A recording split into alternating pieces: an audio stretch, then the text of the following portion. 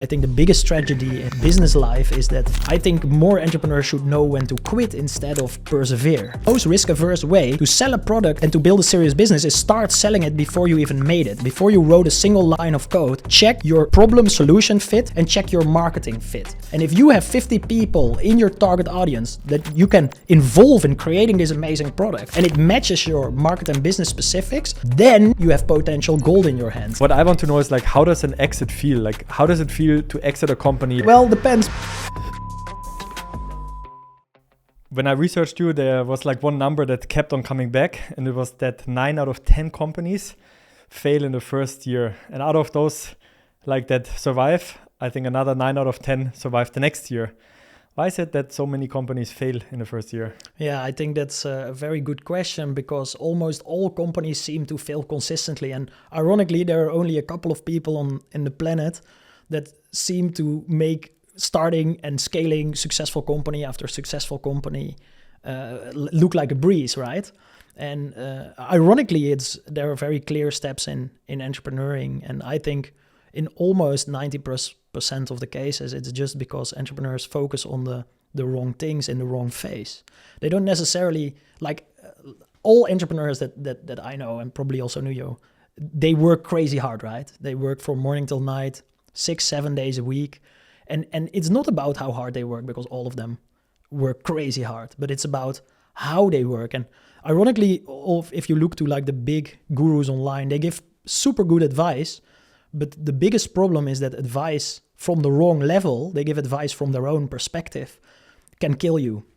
And the problem is that if you listen to all the great entrepreneurs and listen to what they're saying, but you apply it while you're not in the same position, it's disaster.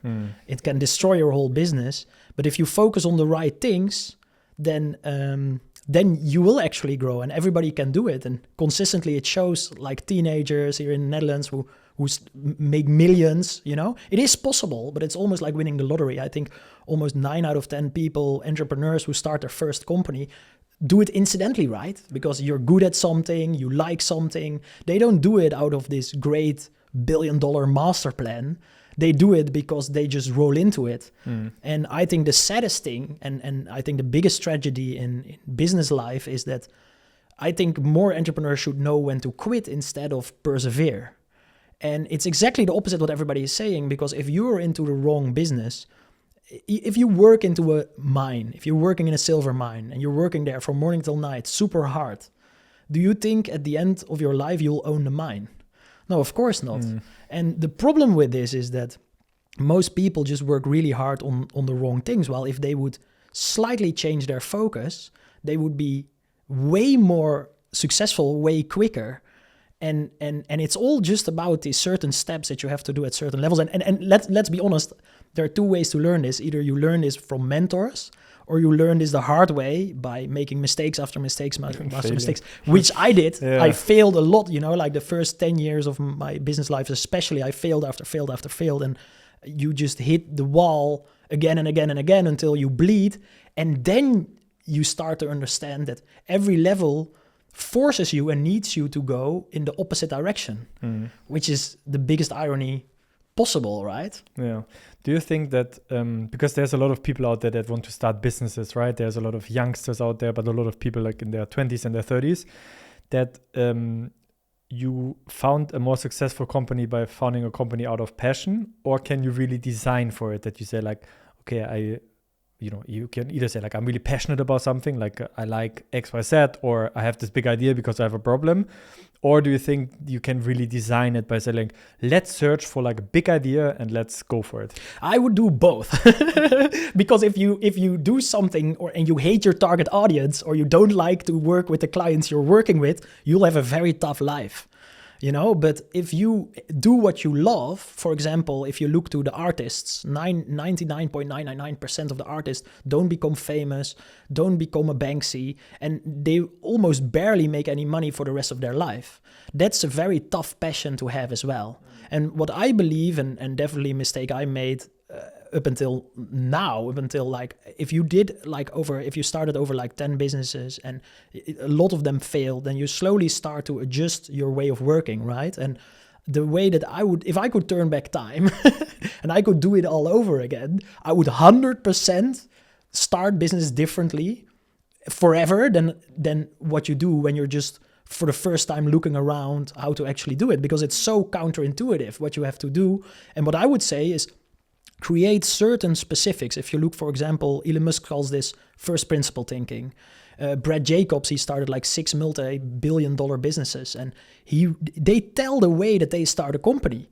And it's amazing. It's mind-boggling. It's like normal people just start a company and then see where it goes. But they all have very specific business and market criteria. And what I would recommend is be very specific about what you want to achieve first. Be careful what you wish for. If you just follow your passion, you will just follow your passion. But what I would recommend is set up a lens for yourself that you can focus on, okay, I want to achieve X amount of $1 million company, and then look through your passion how you can create this. Because if you have your passion and you make a profitable, scalable company, then it will rock. Because then you can do what you love doing, and you can make a lot of money, which gives you a lot of freedom to scale and do with your life what you really want to do and what you're born for. Find your purpose, you know? Yeah. How was this in your first company? There was the company that you also successfully exited after a while.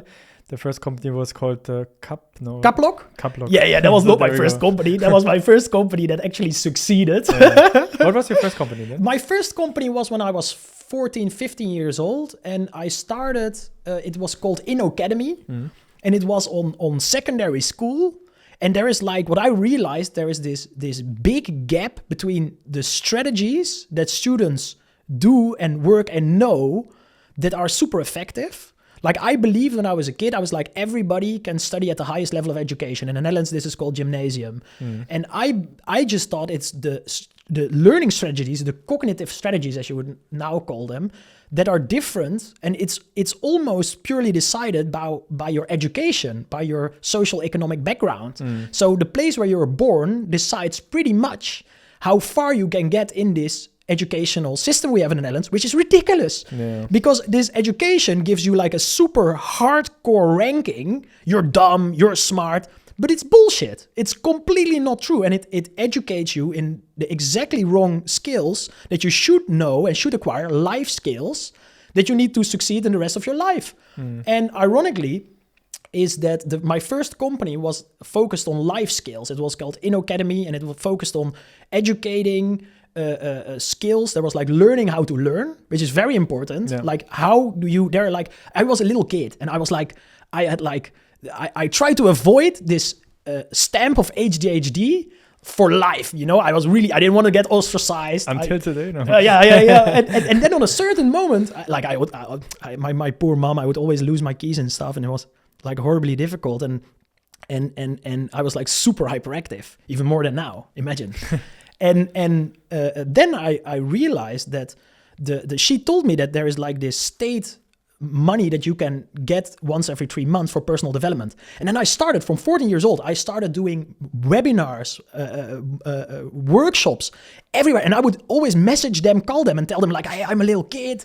Can I do your workshop for a discount? And almost all of them gave it for me for free. So consistently, I started doing workshop after workshop after workshop. And then I imagined there are like tons and tons of workshops about how to educate yourself, how to learn quicker and faster. And they work.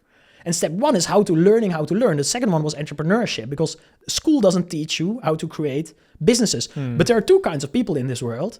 People who work for somebody else and people who shape the future. The people who build business after business. And what I think is that the most important thing there was the third thing, and it was communication. How do you communicate? But not only between people, but also in your head. With yourself, and the last subject was inspiration. A lot of people don't have ideas, which is ridiculous. It's bullshit. Your brain is made to have ideas.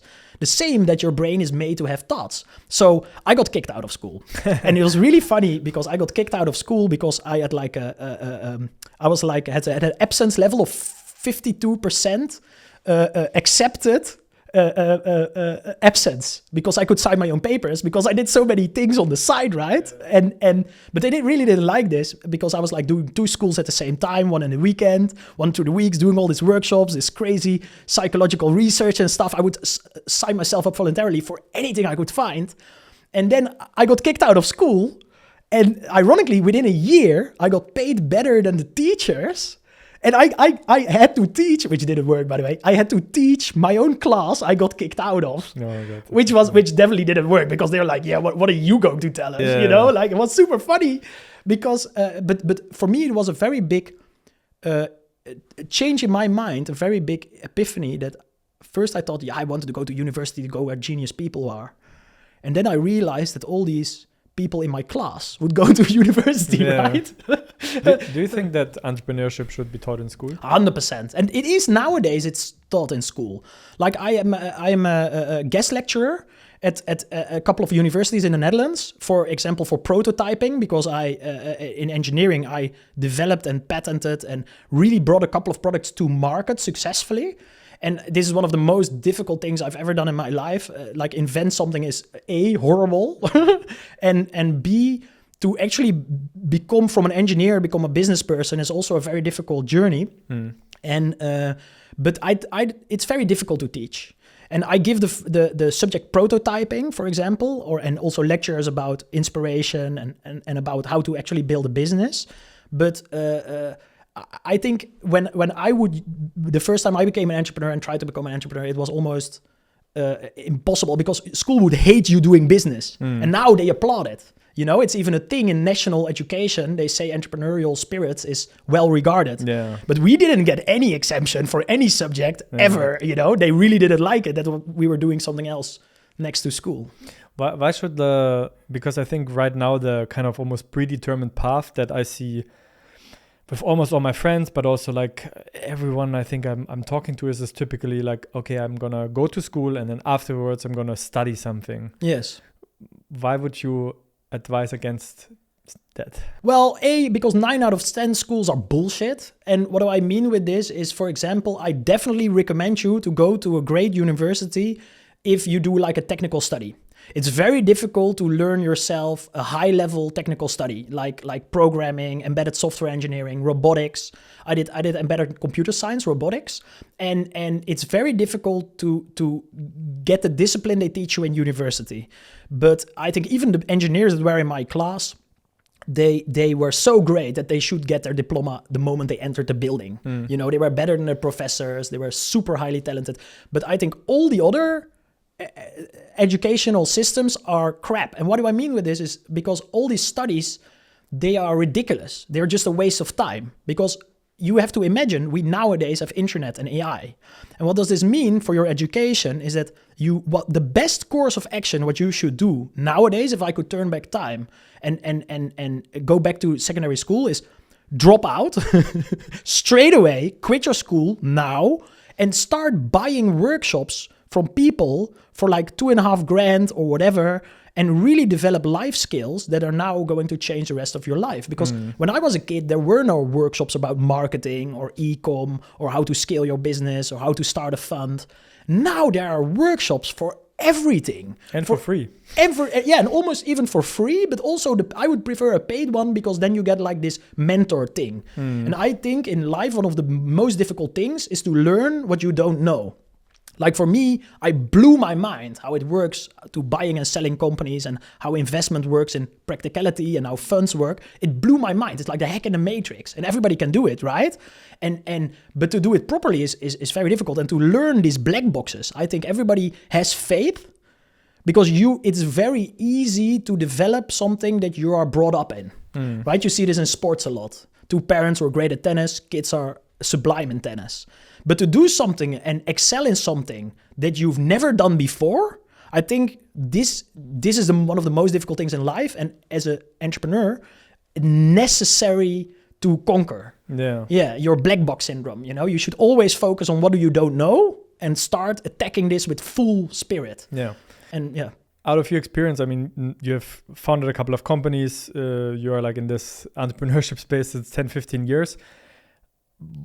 When we start in the beginning, like it all starts with like the big idea. Yeah. So how can people come up with a big idea? And is this something that they can intentionally plan, or is this just something that comes to you or not? No, I really believe, and this is literally the opposite. If you would ask me 10 years ago, I would have given you a very passionate answer, but completely wrong. And I think there is a very distinctive right way to start doing a great business.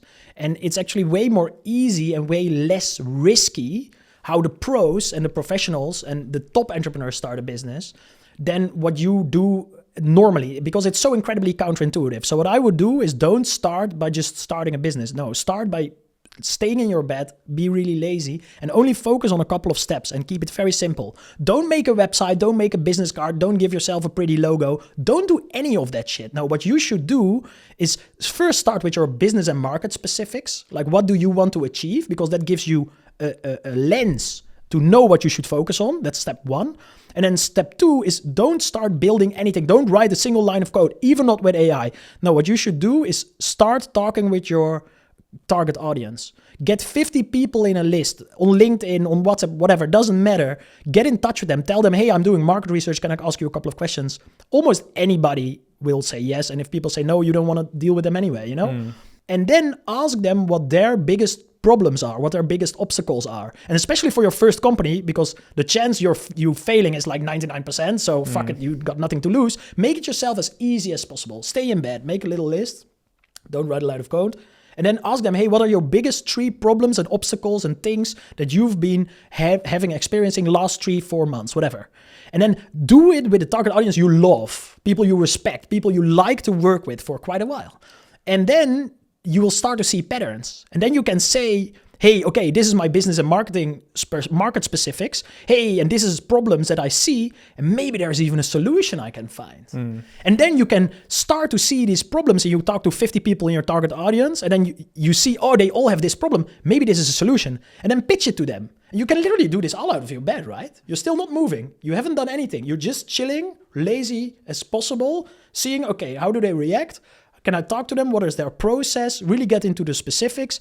Then your mind will work and will come up with great ideas. And then you can pitch it to them. Hey, how would it do if I could solve your problem like this?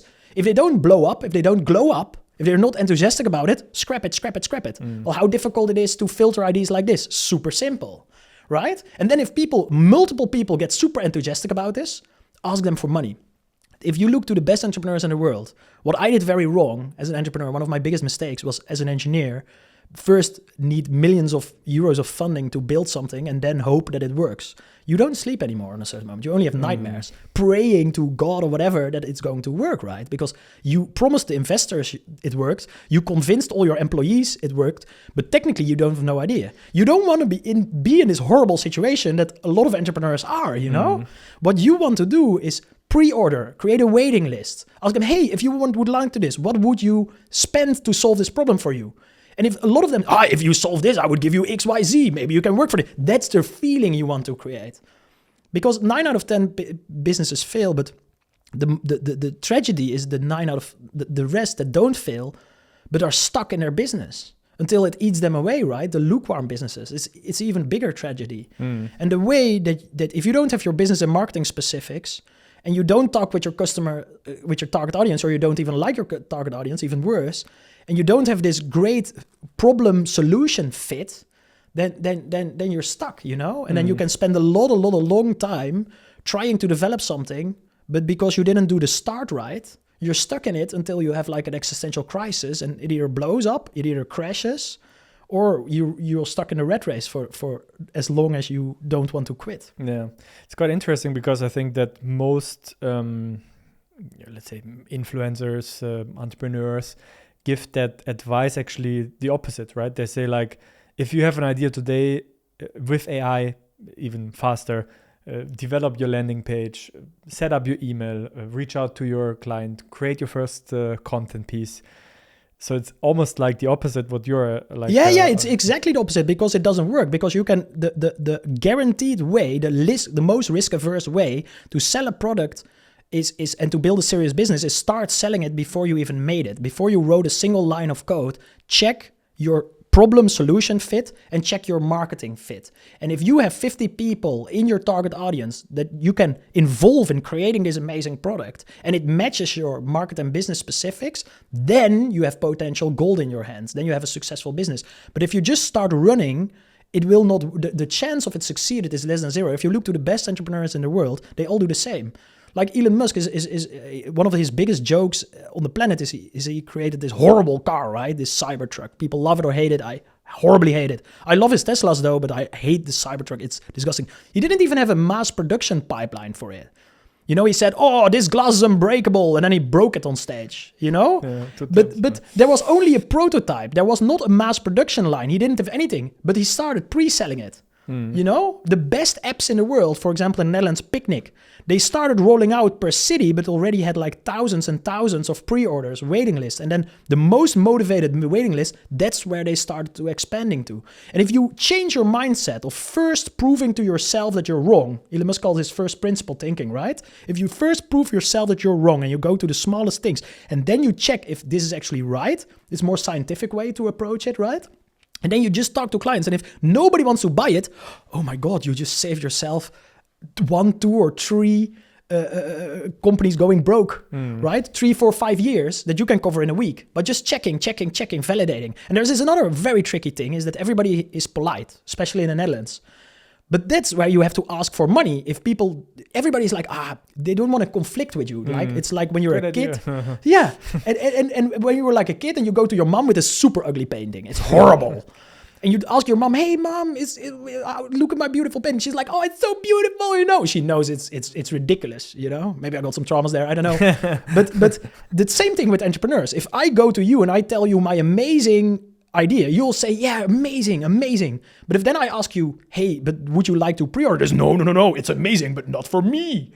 But this really confronts yourself with the truth. And I think you should confront yourself with the truth and falsify your ideas instead of affirm your ideas, because this will get you to where you really want to be way quicker. With your first company that worked with Kaplock, you said 10 companies later. Is this something that you already applied, No. or is it something that growth could have been way faster if you would have asked before? 100%, and it could save my serenity and mental fortitude a lot, because in Kaplock, what Kaplock was a solution for jacket theft, right? And we wanted to become inventors. So I got a scholarship at school while studying embedded computer science, and it was the excellent student program. So it was for all the greatest students in the school.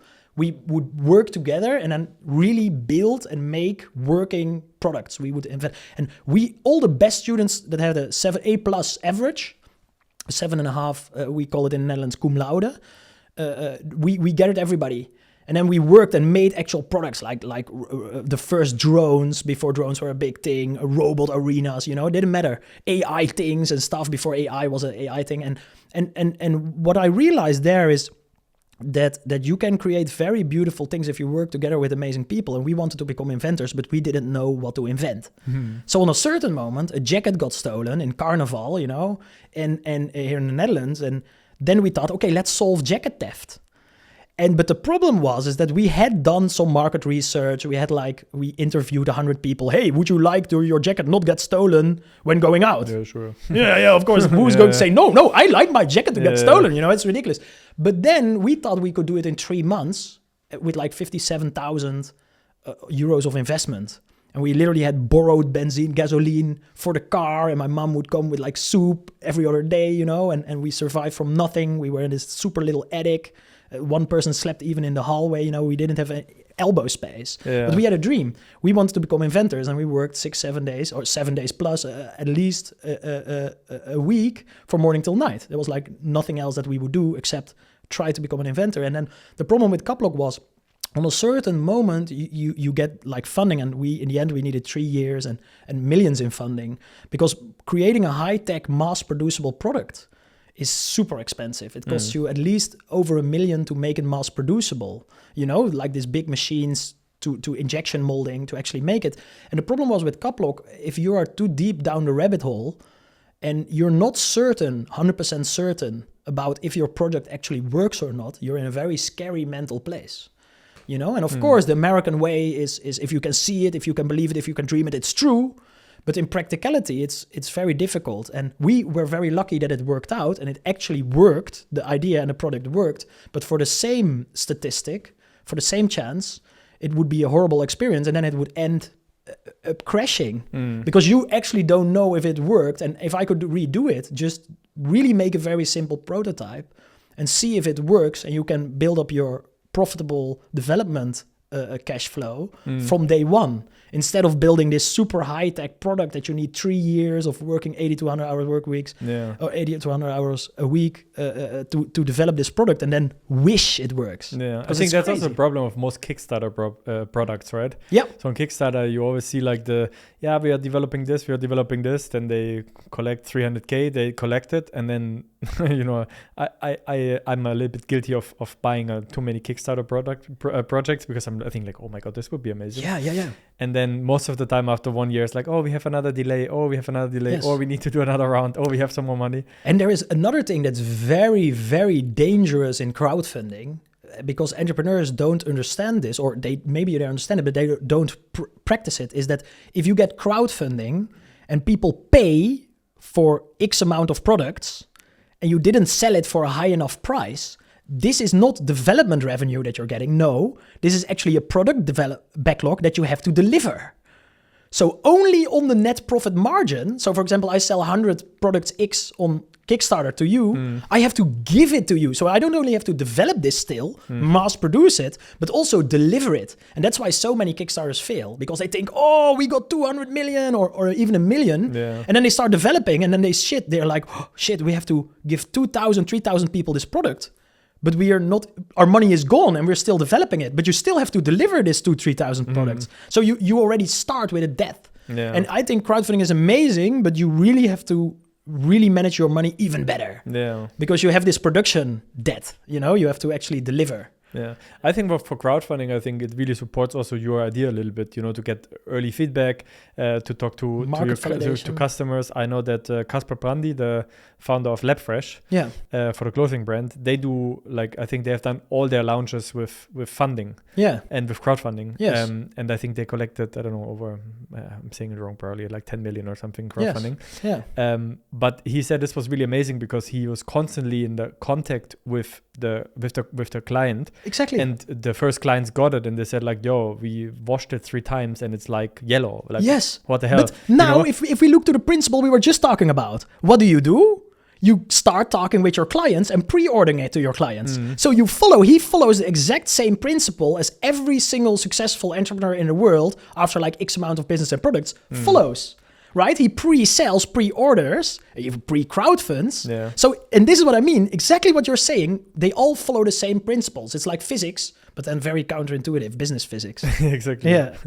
The next step in like the business physics, because I find it quite interesting to go a little bit on a journey with you today to go through like the ideal startup, is then, okay, you have the big idea.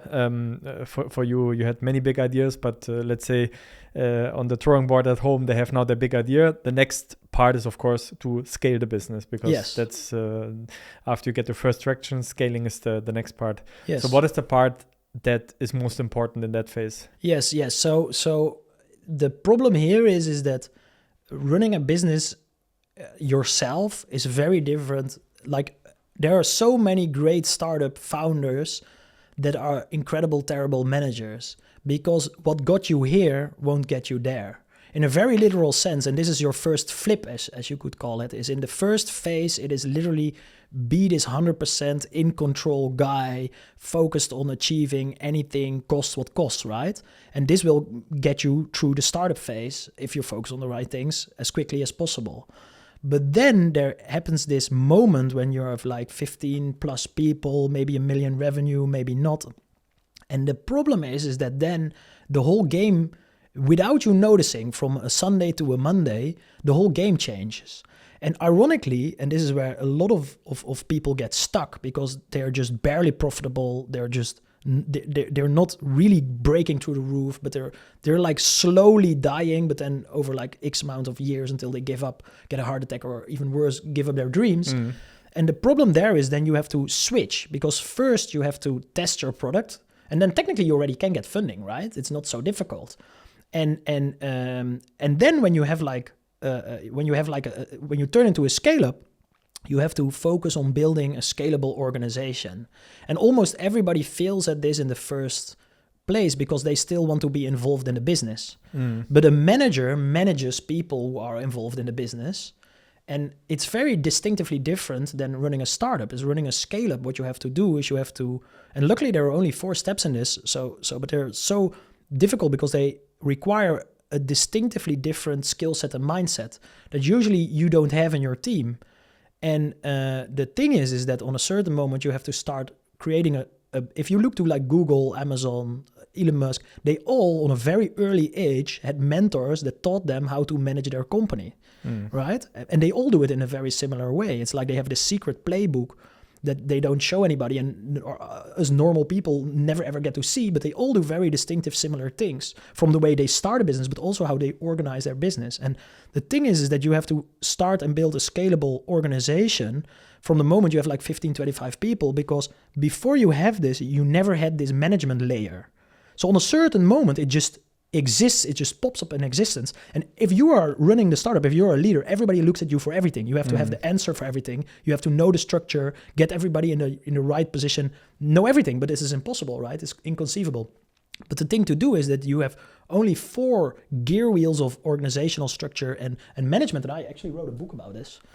Yeah, it's called the Company Command Center. Nice. And this is what you have to do, is you have to start building a business that really runs 100% perfectly without you having to be there. And the problem with this is you have like these gear wheels, like one is 100% independent running goals. Everybody, if you still have to tell people what to do, how can you ever manage 1,000 people? It's impossible. To set goals is very easy, but to keep them alive and on top of mind is incredibly hard.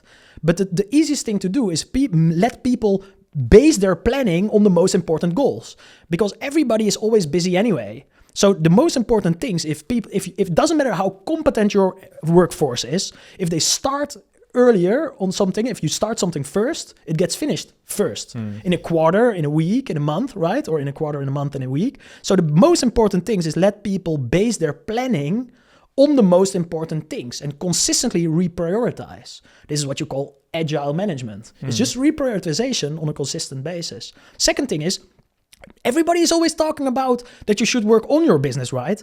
Instead of in your business. But they never tell you how. But it's very simple. Just work out your processes, work out your customer journey and your company journey, every single step that you have to do to help and serve as a client or give them a product, and everything you as a company need to do. And then see this process in front of you, and then see this, understand and analyze all the tasks, roles and responsibilities that you and everybody else have. That's to work in your company. And then just move yourself out of this picture in a very literal sense and delegate all your tasks, or don't be the end responsible for anything in your business, and bring it to somebody else, because then you can actually work on the things that have the greatest impact on profit and net growth, your greatest opportunities. But if you have to turn out fires and every single moment of the day, your business will not only get stuck, you will never ever achieve your full potential. And then the third gear wheel is teams. You need to have teams that keep each other accountable instead of you having to tell anybody what to do. And Jeff Bezos does this amazingly so. He has this philosophy. Amazon used to be a bookshop, a bookstore. Huh? People forget it's the best e-com company in the world, but it started out as a bookstore. And the thing that he says is one of the decisive factors on how he turned this bookstore into a $1 trillion business, $1 trillion plus, multi-trillion, imagine, is that what he did was he runs it like a startup, but then he creates, even if he manages millions of people, he says you only manage small teams that manage themselves. And if you need to manage people, it's not scalable organization. You get stuck. So again, this will eat your day. And Andrew Grove, one of the founding fathers of Silicon Valley management style, like the new tech management style all the big companies use in the world, is that Andrew Grove from Intel, he said that if you have more than 25% of reactive work, you're not a leader, you're an employee. But who doesn't do more than 25% reactive work, right? Everybody is always putting out all these fires. It's crazy. You're stuck in your business. And then the last one is so incredibly difficult because the last gear wheel is dashboarding, but the right way. Almost everybody has dashboards but doesn't use it. Again, if people don't use it and they don't change their way of working when they're looking at dashboards, they're wrong. If you look at a dashboard and you don't understand it without thinking, it's wrong. It needs to create habit change, right? And the more you let go in a process, the less you know. So the more problems creep out from the dark, right? Until you're working on this side of the ship, and probably you had these calls that somebody calls you, and you really, the cold sweat turns up on your head, and you feel the ground breaking below your feet. And you're like, whoa, wait, what is going on? You know, because you're just managing in the dark, but you need to let go, create this amazing 100% independent, transparent company so that you can let go, but still are in the know and still exactly know what is going on everywhere in the company at all times. But that's very... super difficult. Yeah, it's super difficult, but it's also contradicting. How can you let go and still be in the know? Yeah. And that's where your management style comes in, right? So you need a communication push instead of pull flow. And what do I mean with this? If you need to chase information in your company, bam, you're done.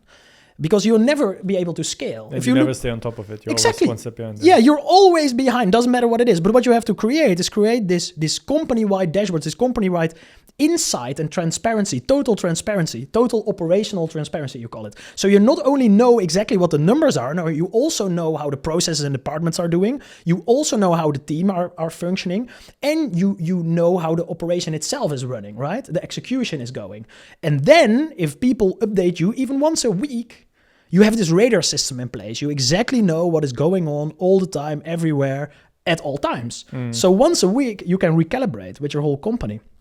And then if you put all these gear wheels in place, then the real magic happens. Because I've worked in Silicon Valley like over 10 years ago, almost exactly 10 years ago, 9 and a bit.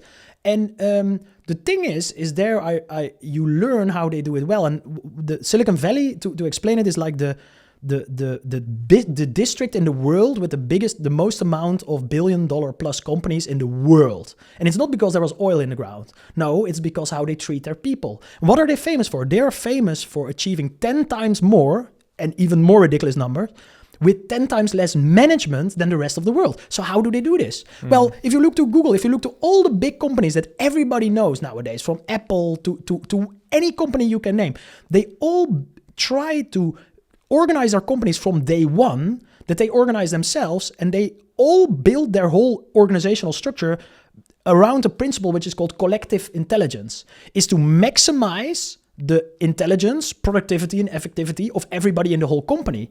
Because if everybody knows what is going on and everybody keeps themselves accountable, you don't have to manage at all. But it's very simple. If the more people who are purposefully using their brain in the smartest way possible in your company, the better it is for everybody, right?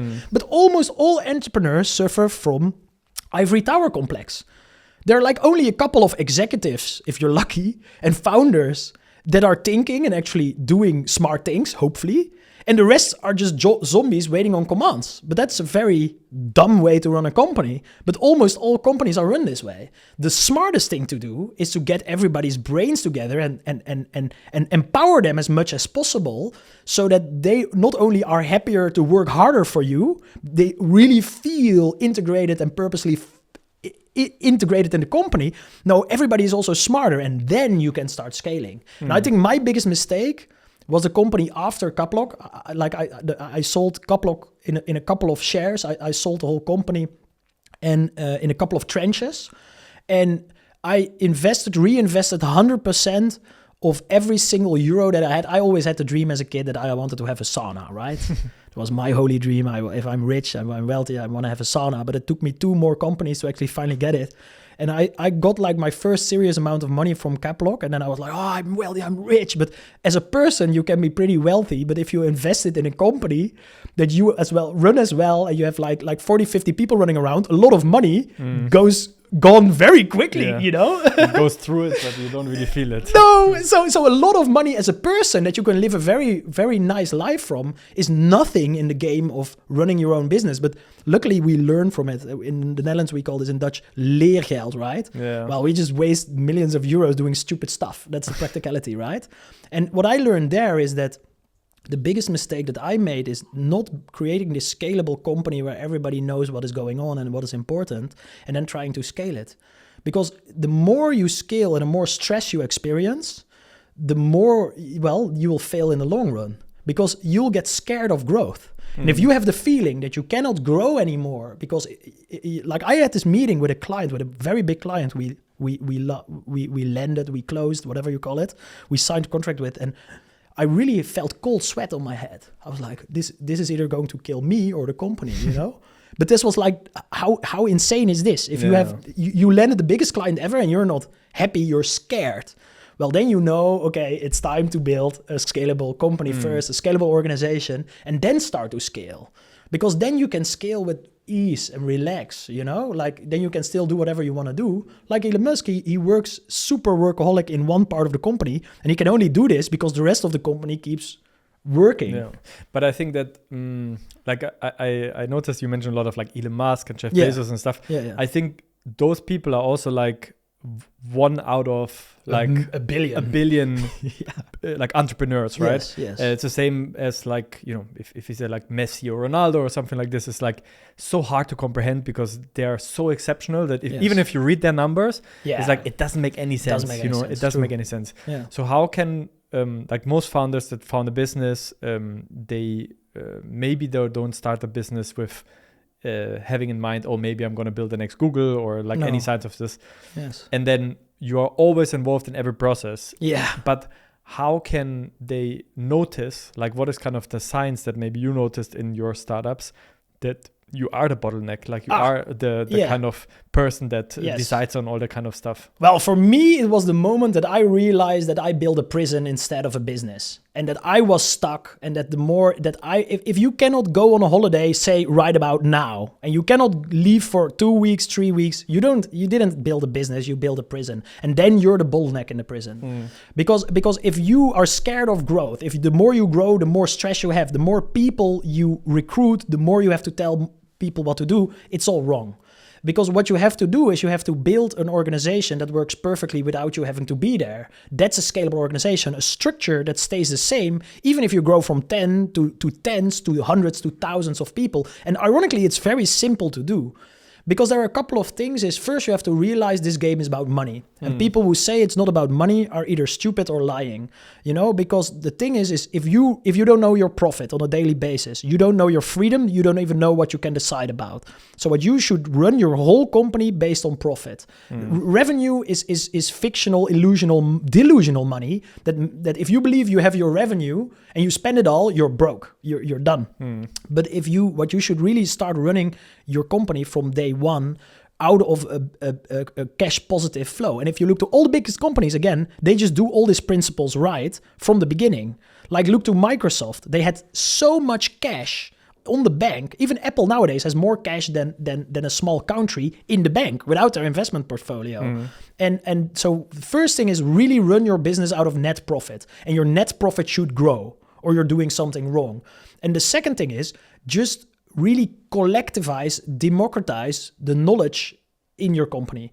And that means that you have to bring people together, let them keep each other accountable. And then, for example, once a week, very simply, let them give an update about what everybody is doing, how it's going. Not to you, but to each other, but you're still there. And then you turn into the silent general. Because if only once a week you bring everybody together and you get this update about your company-wide metrics, your growth model, how much money, time, and effort you're spending to get new clients, your business model, how much money you are actually making, which with all these tariffs and crises and wars is incredibly important to always look at your business model. Because if you're selling something and it needs to be transported and you have 20% net profit margin and the logistical part, sending stuff into the world gets more expensive, your net margin evaporates. So, and then you have the final issue of financial model, your little glass ball to forecast the foreseeable future. And it's possible to foresee the near future because like most costs are very consistent. And even if they're not, it's even more important to create this glass ball for you. And then you have this very simple meeting where you look at your business metrics, get them up to date, real time, or at least weekly, and then let everybody, like a general, present to you how their war is going. And then once a week, you at least know what is going on. That's the first part, the first step. But to do this, you need all these 4 gear wheels, because if one of them is missing, they're like a machine. If one of them is missing or integrated suboptimally, like it doesn't have to be difficult, it just all has to be there. Because if you don't have goals or great processes or numbers, what are you going to have a meeting about? You'll have a meeting to have a meeting. Well, these are the most horrible meetings in the world. I think you should start working for a corporate. I worked with a lot of corporates because they have this meeting syndrome, and you really start to bash. Or if you have a meeting, and I'm really anti-manager, I really don't want to manage because I want to empower the people to make the smartest decisions possible. And the thing is with meetings, if I'm tired after a meeting, it's done wrong. Yeah. A meeting should energize yourself. And I think almost all meetings in the whole world are just, they're horrible. And they're a waste of energy. Yeah. But if you walk back to your desk and you want to lay your head on your desk and sleep, that's definitely a wrong meeting. I think 90% of like all corporates operate like this. Yes. Like, it's absolutely crazy. I used to work for a corporate. I had like back to back meetings. Yes. And in every meeting, I had more meetings afterwards. Yes. Because then there's let's take it offline. Let's do an offsite Yes. here. How is it possible? Yeah. Or like this, we come to discuss it. Or these couch surf middle managers, like that don't manage, that don't want to make their hands dirty. Like what I always say is I'm a frontline manager. I will get with you, sit in the trenches, fight a war, conquer the city. That's my style. Really go for it. Let's put our elbow to elbow. Let's go for it. But there are a lot of people who are very ineffective people, but great managers. They can very easily tell you what to do, but cannot do it themselves. And if you work with specialized people, sure, it's fine. You don't have to be able to master every specialization in the world. Definitely not. But I always think that the cost of solving a problem and the energy of solving a problem, if that's as much energy as you spend on meetings, it's done wrong. I worked with governments as well. We had some projects that costs more. The total cost of everybody who were there, was higher than the actual project itself. And I think that happens a lot because I think I think it was Google, but I think it was more like a mock-up or something. But they had like this feature in their Google Calendar. But I think or maybe someone like photoshopped it or something, which is very smart. And he invited people, and then the hourly or daily costs, wages of the people. Yeah. So then when you organize the meeting, it's like, okay, if you organize the meeting for an hour, it costs 2.5K or something. Yes. So if you're not deciding something that has at least that impact or that value, like don't do the meeting and stuff. Exactly. And I think if you would have this, that would like open the eyes to a lot of stuff. Yeah, I think meetings are they're like a necessary evil, but nobody ever focuses on how you should manage people, how you should manage meetings. And I think they're the biggest waste of human potential ever. I really like short, super effective meetings. And if a meeting is like, what I always say is a prepared man counts double, And what I mean with this is if you get together and you put your heads together and I have the feeling that everybody is not prepared, I just close the meeting, say, okay, let's study this stuff for an hour or whatever, and then come back together. Yeah. Because then we can because meetings can be great. They can be amazing. They can be invigorating. If you have brainstorm meetings, putting your heads together, making important decisions is an amazing process. Even when people disagree with each other, it can be amazing, But the problem is it's so energy and time consuming, and really realize if you have meetings in your company and they cost you a lot of energy, you're doing it wrong. There should always be this urgency and respect for time. One of the great lessons is please let people go. And it's just very simple. If people don't add value or they don't feel that they need to be there in a meeting, tell them and insist on them not being there. Because the first thing, if you're at a meeting and you're talking, two specialists talk with each other and you're just frying your brains listening to them, man, what would be the better way to do it is not being there, And I think there are a couple of things in meetings that you should always do. It's about engagement. A meeting should never be organized about time. It should always be about engagement. How much engaged is everybody? If we're with 5 people and we're talking, then people can say 2 things, or 3 things. Hey, either I'm out, well, ciao, because they don't add value anymore. The second thing is they can do, hey, can you guys do this after this meeting? Which is miraculously. And the third thing is, hey, can we have a meeting after this meeting? And this is what I really like, is organizing you're putting your brains together, and then like a little special forces unit get together, decide what everybody is going to do, what everybody is going to need to do, and then boom, go and do it. Yeah. And if you never had a meeting for like 3 to 5 minutes, you're doing it wrong.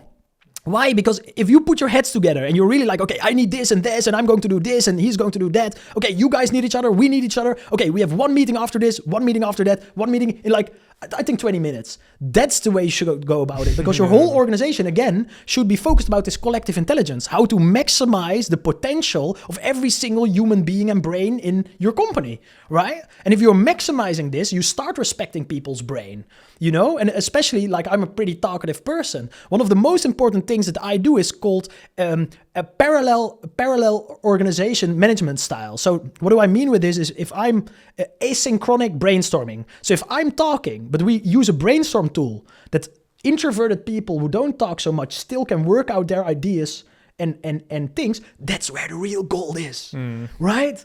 Because then you can catch both. You can have a great discussion while everybody is still 100% focused and engaged about solving the problem, right? And then you have great meetings. But it's very tricky to have meetings. I think this is one of the most biggest misconceptions in the world, is that meetings should suck. Yeah, and it's also very difficult because in the end, then sometimes like you do have meetings where you think like, oh, this person like should be kind of there to know what's going on, but also doesn't really actively participate. So, you know, while I laugh about corporates, and I was part of the problem as well, but it was also sometimes very difficult, you know, because then there were those parts where you had to invite your manager because they had to sign off on a budget. But like, let's say 59 minutes, the meeting was totally useless for this person. Yes. And then 1 minute that says like, yeah, sounds good, it's approved. Yeah. But it's so difficult. I think it's very difficult to design a perfect system. But Yes. I think today we're also not gonna solve that. No. But what I find still very interesting, because I think you did something that not a lot of people have done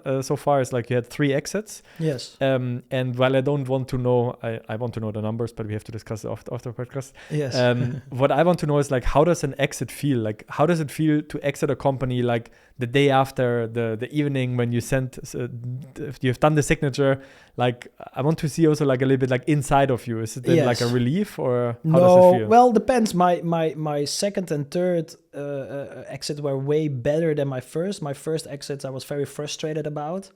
And the funny thing is I don't know if you have ever invested in like crypto and this kind of stuff a couple of years ago. If your portfolio or the money you invest in it, if you like, it grows to such a ridiculous number that you don't believe it's real. And the only moment, like I do this, you wouldn't expect this of me, but I do this silent meditation retreats, like that you, for a week, you meditate like 14, 16 hours a day, and you cannot look people in the eyes and you cannot talk. And for me, it's very invigorating and very refreshing and keeps me focused in the rest of my life. And one of my first times that I sold a part of my company, because I sold it in multiple tranches, was that the delay, there was like so much going on. So there were like there were lawsuits going on. There were people copying. There was like infighting in the whole crowd. Like there was so many things going wrong at the same time. And I just didn't believe it was real until you finally have the money on your bank. And in the beginning, I wasn't even happy with it, ironically. And sadly enough, I had to reinvest, or I wanted to reinvest everything that I had, because on a certain moment I had to choose. Like I've started this first serious company out of my attic with like super engineers working next to each other. And then on a certain moment, the investors of that company, we started a company next to it, and then they wanted to fire all the engineers. So I was getting this boatload of money, and we all paid ourselves nothing, like 900 something euros a month, and even saved 30% of this money to invest in stuff, you know, as a habit. And then they wanted me to fire all these engineers, or they wanted to fire all the engineers. First, they wanted me to fire them, and I said, "Nah, I cannot do that, because we built this whole product together." You know, they just didn't have shares. And then on a certain moment, I sold a big chunk of my shares, and then they fired all these engineers, and I said, "Like, no, you cannot do this." So I negotiated with them, because you contractually, you of course cannot take the engineers from a company you just exited. You cannot take these teams, right? And I said, like, no, I don't care what, but I need all my people. And then I took all these engineers, which we, for blood, sweat, and tears, built this whole company. But then we had to start this next company. But we didn't have a good business model. We didn't have a great marketing or whatever. It was not even a company. I just booked all the engineers, which are very expensive, even if they're cheap, and put them in this new company. But we didn't have any revenue streams. And I just put all the money that I had, every single cent, I put it in here. And I just brought everybody together. And I told everybody, and this is where I learned a lot from leadership, is first I didn't know, I thought I should be the person who had all the answers, right? The decision maker or whatever. And then I just brought everybody together. I just told them like, okay, guys, I cannot fire you. I'm very sorry. And because we worked for 3-4 years, 100-hour work weeks, we just did this together. So, but what I can do is I put all my money, and this is also how we started our first inventor business, the Kaplock. We just put all the money on the table. And this again, I just put all my money on the table. I said, okay, I don't know how we're going to survive. I don't know what we're going to do, but I'm all in. And I just chose the team. And for me, that was a very difficult decision, because part of you, like the smartest financial thing to do there was just say to your people, hey, see you later. This is life. And then walk away with a big bag of cash. But I just couldn't do it. I just had to choose from my team, because we did this all together, And then in the end, I really learned a lot there, because then I also said like, okay, I don't know how we're going to get out of this, because we do have a very big runway, a burn rate. So we spend a lot of money every month to keep everybody together. And I don't know how we can I didn't see the light at the end of the tunnel anymore. And this is actually where I got humbled, but also where I discovered collective intelligence, because I just brought everybody together and just said, okay, how are we going to do this? And then from that moment on, I was doing and using everybody's brain and decisiveness and intelligence, instead of enforcing that I was the only one that could think and make decisions. And from that moment on, we actually survived all this, and then Corona hit, like all these crazy things happened at the same time. But there was the moment where I realized that the best way to run a business is run a business with the people, and they want you to be their leader. They will choose you to be the big decision maker. You don't have to want this from yourself. They will do this because you are super dedicated and know to make the best decisions possible. And I love sailing. And if you're on a sailboat, if you do a race like a regatta or whatever, and if people correct your course by even a couple of percentages, this can make you win the race. And the same as in entrepreneuring, I create this culture of mavericks with crazy people who are super smart and super dedicated, but I also give them a lot of empowerment, a lot of decision-making power. So that means that if I make a stupid decision, or people think that I make a stupid decision, they will confront you. And a lot of people cannot handle this. But I truly believe if I do something stupid, please tell me if I do something stupid. If I really want to do it, I'll do it anyway. That's not a problem. But at least I made a better decisions about it. And for me, one of the most difficult decisions in my life was that I reinvested every single coin that I ever had. While I should and could have been wealthy at the moment, at least as a person, I reinvested in a team. That were the moments where I discovered my biggest leadership skills, actually. That really changed my complete mindset, because I had to give up a part of my identity that I just didn't know what to do anymore. And this kind of humbled me, because I thought that everybody expected me to know and have all the answers all the time. While it's so much more smarter and wiser to just do it all together and then still make a decision. And if everybody says no and you still want to do yes, like that's not the point. It's not about not being a leader. The worst leaders in the world are not leading. I'd rather have a person leading badly, leading poorly, than not leading. You know what I mean? Because you're still making decisions, and you will make 20-30% bad decisions if you're doing well, But what I truly believe is that entrepreneuring is like a journey, like an adventure. You do this together with your company. And I always believe that there should be a CEO who has the last word, the last decision. But I see this like a company more like the Knights of the Round Table. like King Arthur. You have a round table with all your generals, and they're all very decisive and very equal, but you are the King Arthur who's sitting on the throne. But only in 1 out of 20 decisions, unpopular decisions, difficult decisions, that you say something that people disagree with or collectively disagree with. It almost never happens. I think 9 or even more than 9 out of 10 of the times, you will have that everybody understands and it's very logical what the best decision is. But in the small percentage of things that you have a very difficult decision or have to make a very big pivot that is going to influence a lot of people in the company or they don't disagree with you, that's where you need a real leader. Because then, as a leader, you should lead and make difficult decisions, even if it's firing 80% of the company. You know what I mean? But in all the other amount of cases, the whole company works, thinks, and focuses collectively on the things that are important. What can people learn from that experience, like from that exiting experience? Because I see a lot of people like working together with business partners, with friends, with people that they know, with people that they don't know.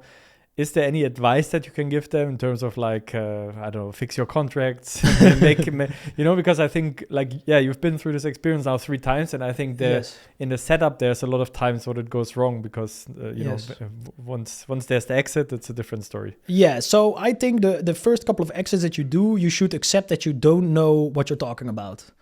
So, and the problem is if you go to different advisors, they will give you advice which is opposite to each other, which is conflicting.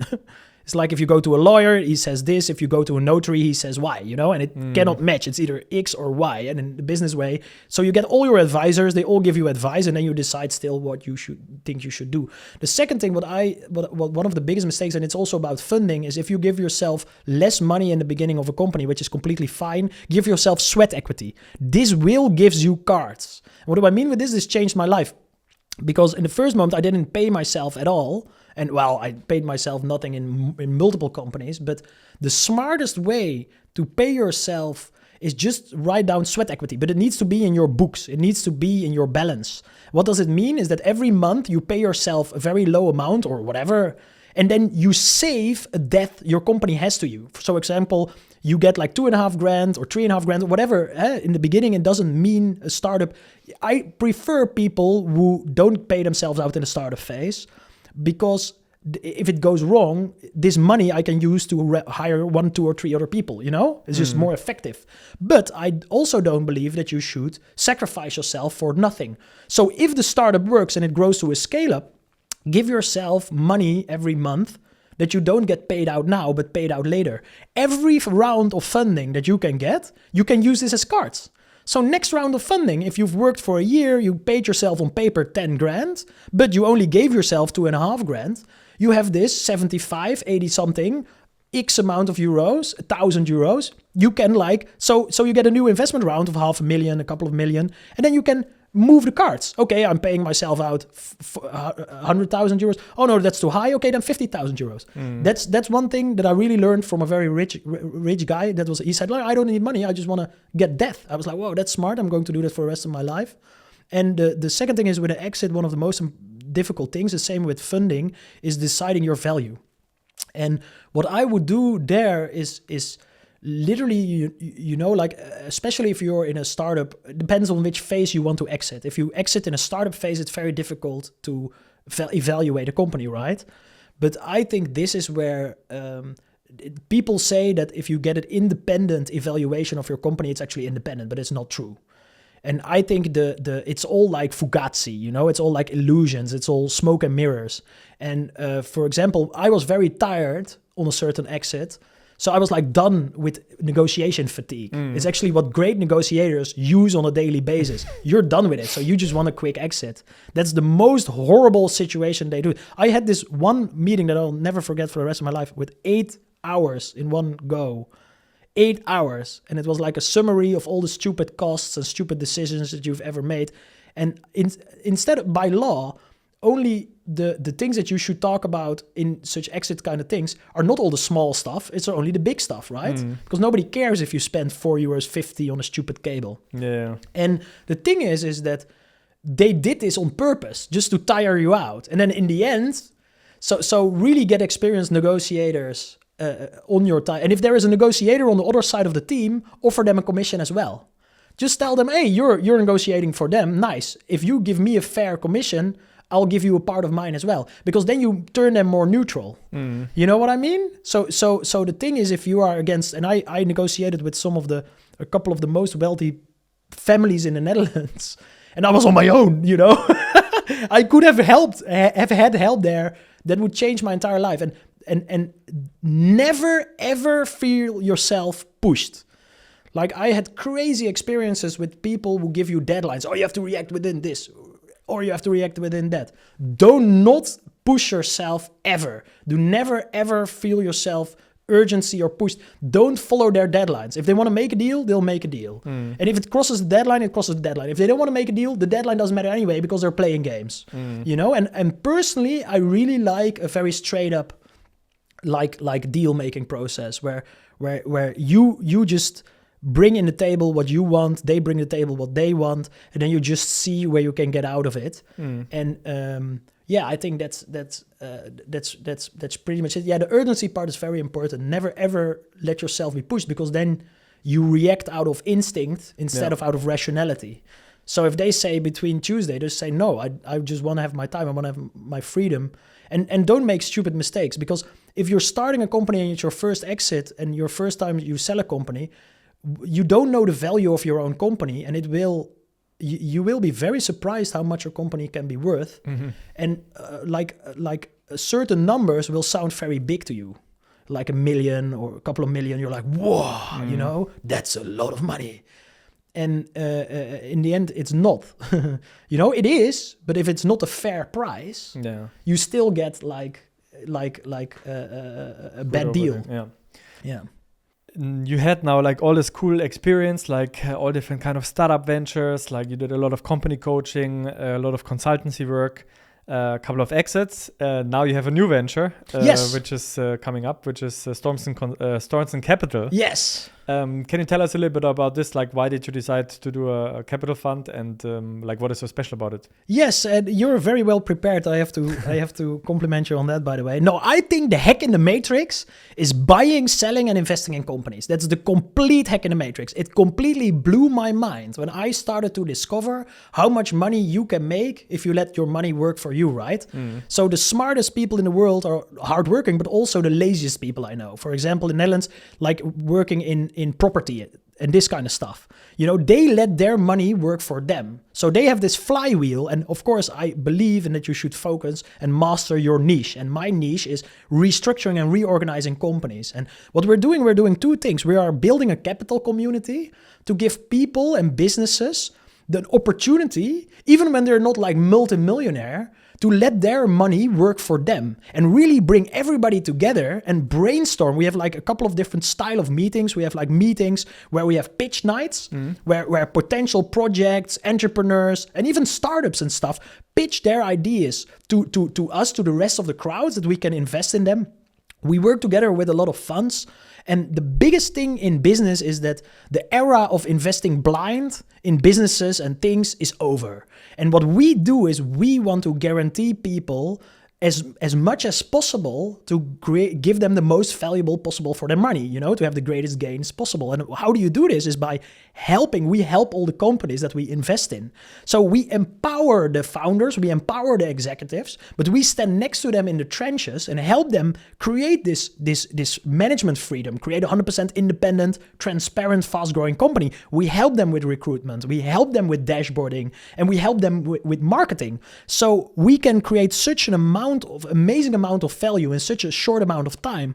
And what's amazing, what I really love even more, is we give them a sense of mentoring, and we bring everybody together to do this together with all my old clients. I'm literally now in the moment, like I'm talking to all my old clients.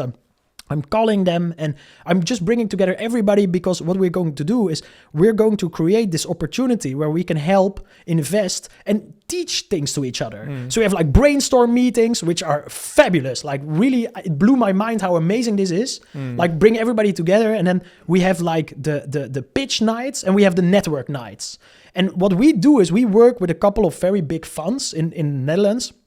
And what we do is we want to give not only people the opportunity to invest like entrepreneurs and stuff, but we also want to give people the opportunity to look for investment. And the thing is, if you combine all these elements together, I truly believe in that, like what we like to do is we like to help companies with 2 rounds of funding. So we help you with the first round, and then we set you up to succeed and help you, and then set you up to the next round. And this is such an amazing, cool process. Like I just really love it, because you can give the investors the security and the certainty and the transparency that they need to have real-time insight in their companies. And on the other side, you have this companies that you really help grow so incredibly quickly, because they can afford and get the help that they need to scale to the next level. And this community, I think this is the smartest thing in the world, because this is the only thing AI is not going to automate. Yeah. It's our human social capital. And if you know the right people, man, first their advice changes your life on a daily basis.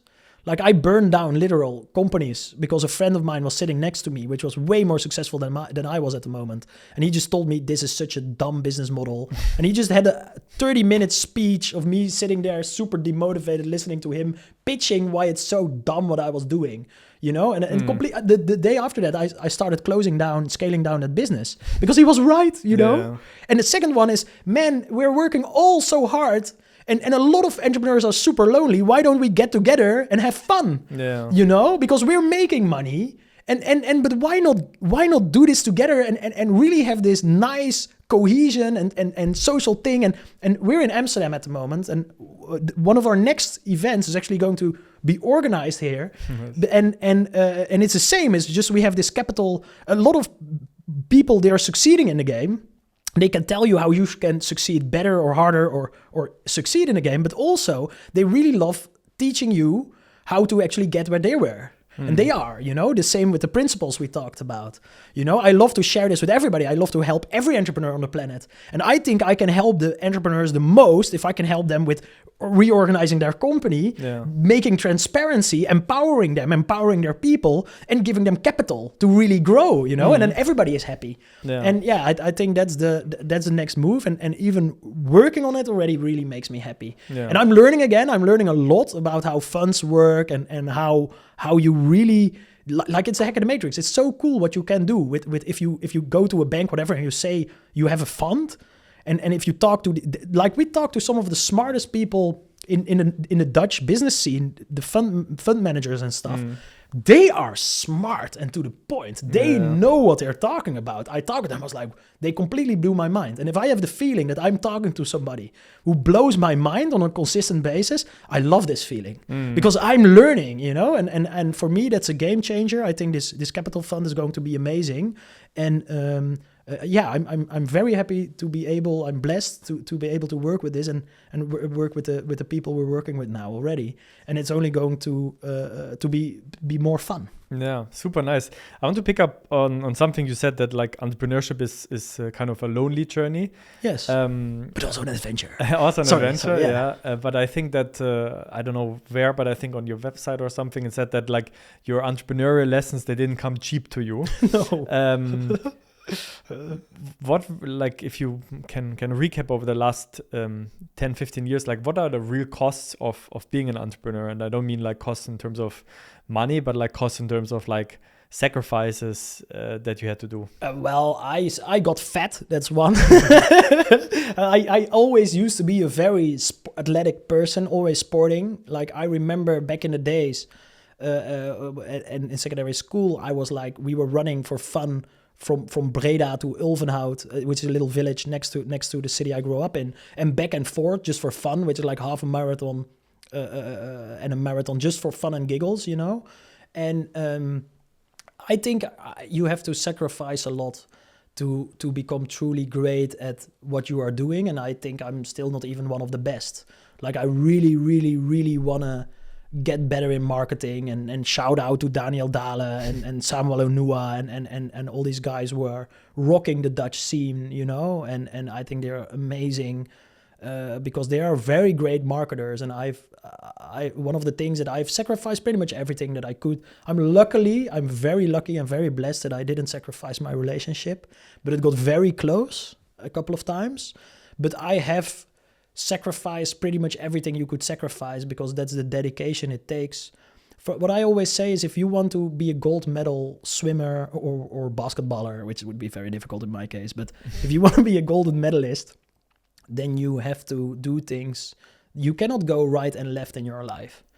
And you either choose, you go right, and then you go right, but then you couldn't go left, or you go left, and then you cannot go right. And one of the things in Buddhism and in Taoism and Japanese Zen and stuff, which I try to practice as much as possible, is that they say life is suffering, which annoyed the living shit out of me in my half of my life.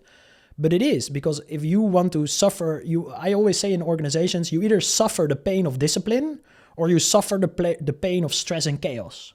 And you suffer the pain of discipline because then you have to get on time. You have to be on time, and you have to bitch about people being on time and create a super gangster culture, of hardcore A players.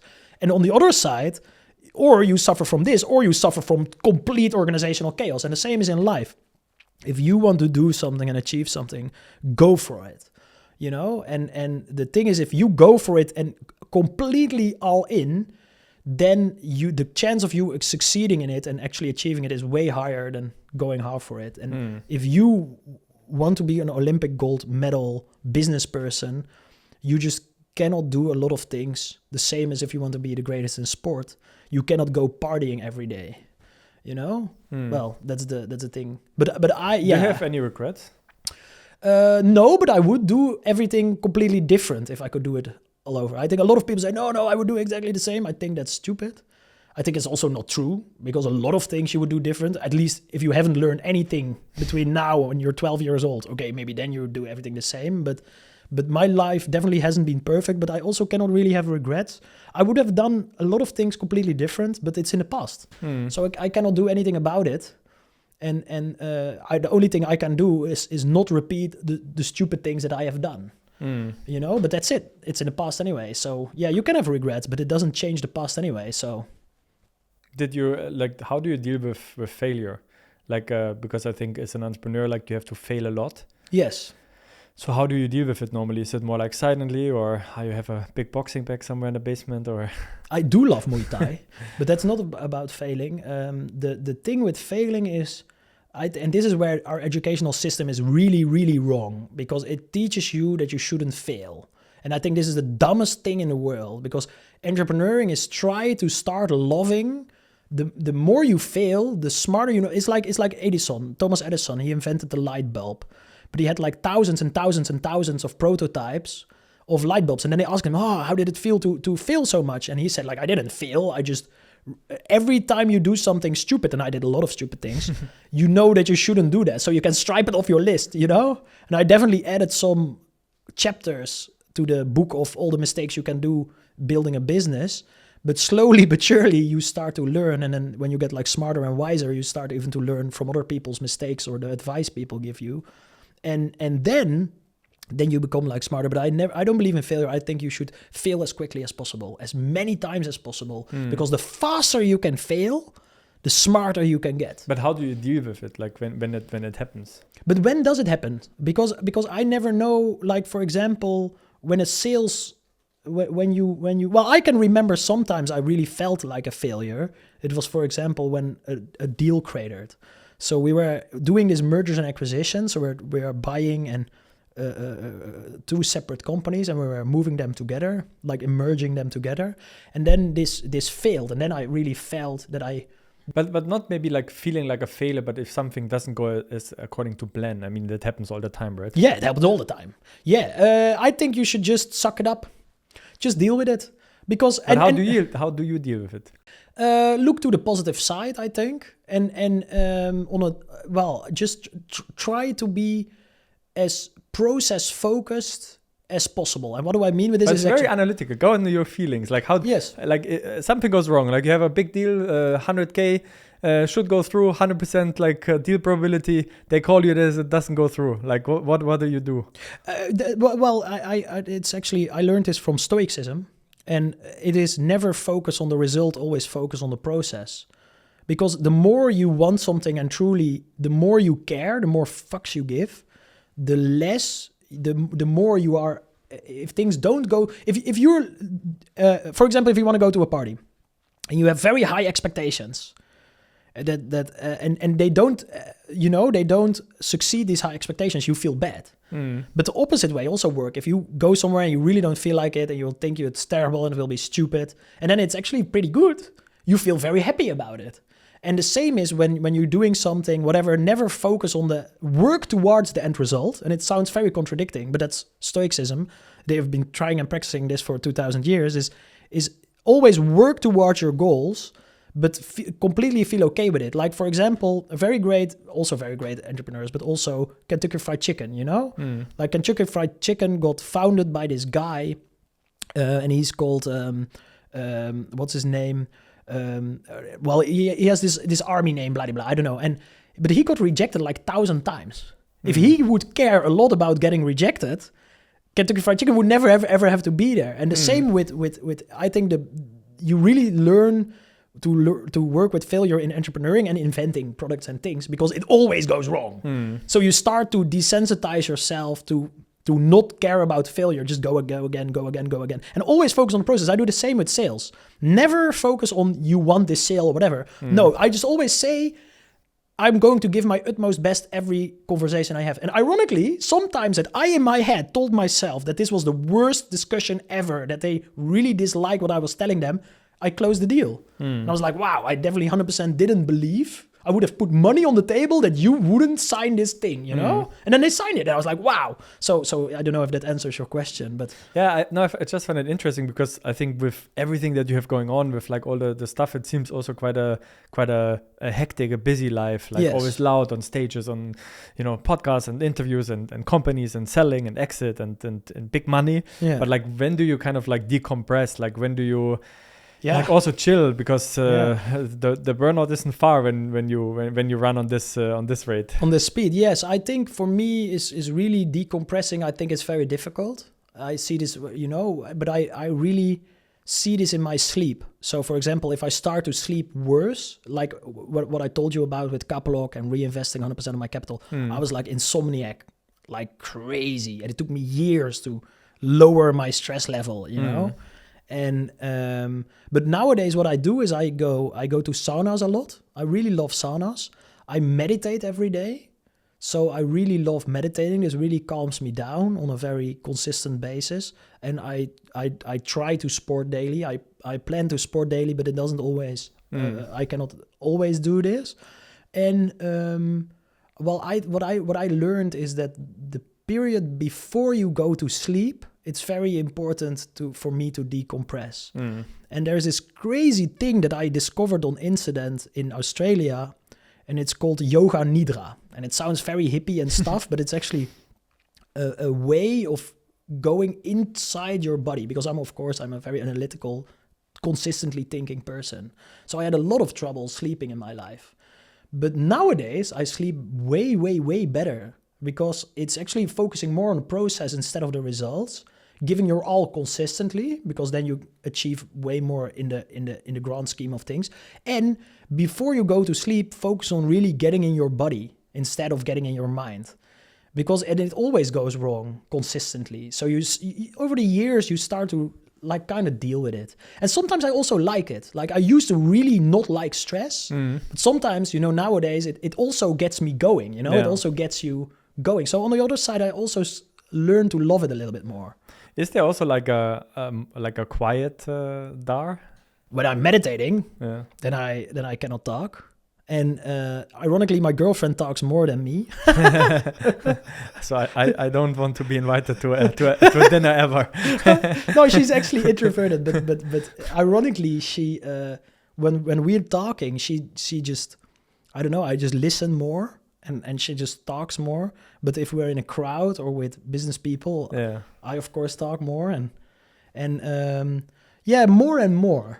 Like I think over the years, I used to be super extremely busy and talkative, but I think in a conversation nowadays, I more prefer to listen to things I haven't heard before than to always be the one talking. And as a kid, I always was the one talking, because I was really hyped up. Yeah. So slowly, part by part, maybe in 50 years. Yeah.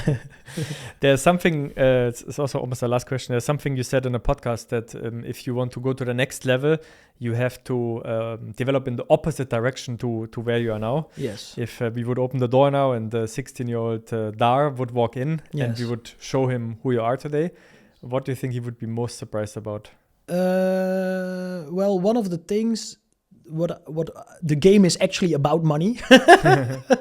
Like I've definitely, especially earlier in my life, I've been very a passionate entrepreneur, you could say, an idealistic, passionate entrepreneur. And I think you should combine this with even every small euro you have, every small coin you have, every small has a potential to triple and double and multiply. So I would be really focused on, live less extravagant, whatever, be way more zuinig, what you call this, like stingy, or? Yeah, not really like this, but care about every euro, because every euro, every action, don't waste your life, don't do things that don't add to the bottom line. Because a lot of things in the beginning in my entrepreneurial phase, I cared a lot about beautiful logos and all this kind of stuff, but in the end, that is definitely not what will bring you further. And for the rest, I would say it will come, I think you can lose a lot of stress, maybe even 90%, because you care and worry too much about things that in the end are not going to happen anyway. So I would introduce myself to Stoicism very early and meditation also very early. But what would you be most surprised about? Like, what is the kind of opposite direction to what you were as a 16-year-old and what you are now? So what would you say, like, whoa, Dar, we developed like this? Yes. Is there like a surprise? I would have expected myself to be a billionaire already. Yeah. So you would be surprised. We are not a billionaire. What the hell? Yeah. I would be surprised about that. And I don't know. Like I think things take, as Steve Jobs says, it takes a lot of years for talent to become an overnight success. Oh, yes, and also. Well, but that's not a surprise, but that's also advice again. So maybe that doesn't answer your question. I would tell myself to get into marketing as early as possible. Because ironically, I'm very a stagey person. Like I don't mind standing in the spotlight, but I used to be super anti-social media and stuff. So I really got very late into the game of how social media works. And even now, I have a problem of getting into it. Like, it's very difficult for me to get into Instagram and scroll around and getting into LinkedIn and really deep dive. Yeah. I find that very difficult, but the whole planet is addicted to it. So, And for me, what I really would say is, hey, please care a little bit more about your public appearance, about going out. And I would literally say, ironically, and maybe that's weird to say, but really focus on becoming famous, focus on making a lot of money, because the more money and the more influence you have and the more well-known you are, the more you can impact the world. And I used to be kind of like a super extroverted ultra monk style, close yourself in a dungeon, work 100 hours a week with only super nerds next to you, and be super 100% dedicated. But network is one of the most powerful things in the world. And as a kid, especially as a beginning entrepreneur, I didn't care so much. I didn't know that it was so powerful. But consistently spend time networking with people who are better and more successful than you are. Because that changes your whole trajectory, like incredibly so. Awesome. I have 3 final questions. Yeah, go They're for very it. quick. Yes. What are you learning right now that you're not good at? What am I learning right now that I'm not good at? Doing things I don't like to do. I think that's one of the most important things, is doing things I don't like to do with full focus and full energy. Social media. also administration and all this kind of stuff. Like, I'm really deep diving into finance and stuff, and I've tried to avoid that in my. I don't organically like this, And Nice. I try to, especially the small things that I really don't like to do, I try to do it with the same vigor as if I would have loved it. Nice. But it's difficult. What name would you give this chapter of your life? what I would say is now reinvigorating and also letting money work for you instead of you working for money. It's going to be a very long title, but we try to make it work. Yes. And the last question is, if you could send a SMS to all mobile phones in the world, what would you say? Well, the first thing that pops into my mind is love yourself. But I would also say just give it a try. Yeah. Give it a try. Give it a try. Should we take this? Yeah. Give it a try. Give it a try. Perfect. Give it a try. Whatever in your head, just give it a try. See where it goes. We will send this SMS. Yeah. Dar, thanks so much for coming on today. I think it was awesome. Like I learned a lot about how to start a company, how to scale a company, how to sell a company, what to do with exits, but also to learn about like your newest venture with the capital fund, Stormson Capital. Thank you so much. It was really, really nice. Thank you for coming on, and can't wait where it's going for you. Yes, thank you very much for having me here. It was an honor, and thanks for the conversation. I really loved it. Awesome. You're welcome. Thanks. And now it's time for you to subscribe to the 301 podcast, because still over 80% of the people that listen right now are not subscribed. So go like and subscribe, and we are back in 2 weeks' time with a new episode.